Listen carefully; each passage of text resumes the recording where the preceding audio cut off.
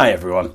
I'm previewing the week ahead and it promises to be a big one, with the final debate between Trump and Biden before the US election, as well as third quarter GDP figures from China.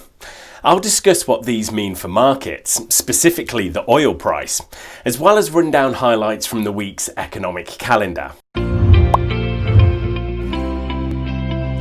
GKFX Prime presents the week ahead.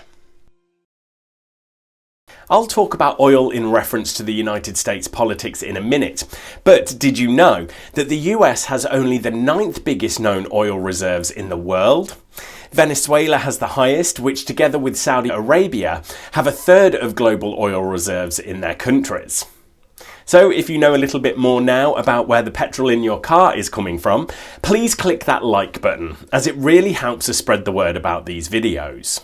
As far as the economic calendar goes, it's very China-centric to start the week. We have third quarter GDP as well as September retail sales and industry production released on Monday.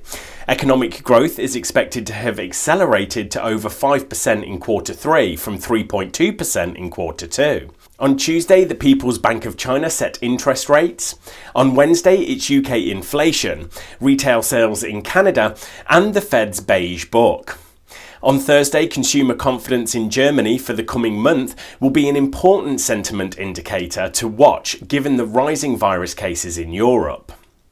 Then late Thursday in the US and early Friday in the rest of the world, we have the presidential debate. Then later Friday, it's UK retail sales and October preliminary PMI data from Europe and the US. So, especially as we head into the election, oil is very much a political issue. The United States became the biggest oil producer in the world under Republicans and Trump, but Biden and Democrats believe in a Green New Deal that relies on renewable energy. What we can deduce from this is that oil production in the USA is likely to be lower under a Biden presidency. Lower supply from the US, all else being equal, is positive for oil prices.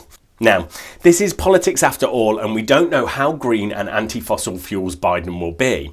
But we do know that he was vice president under Obama, who did block the Keystone XL oil pipeline from Canada being built. Under Trump, the pipeline went ahead. Now, while Biden may suppress US oil production, interestingly, he will likely allow much more Iranian oil production. President Obama and VP Joe Biden oversaw the Iran nuclear deal, which in effect forced Iran to stop efforts to build nuclear weapons in order to lift sanctions on their oil output. Biden has said he would bring the deal back into effect if he were president, after the Trump White House added sanctions back onto Iran. Higher Iranian supply under Biden is negative for the price of oil. So which one is more important for the oil price? For what it's worth, Goldman Sachs predicts that the reduced shale oil output in the US would offset the increased Iranian output under Biden.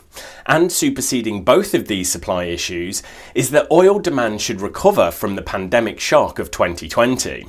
Others argue that in the long run, Biden would try to bring the US back to the Paris Climate Accord, and that would dampen demand for fossil fuels.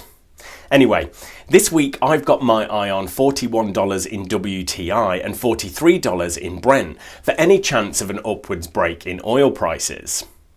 Right, thanks everyone, good luck trading and make sure to subscribe to our channel so you don't miss the next video.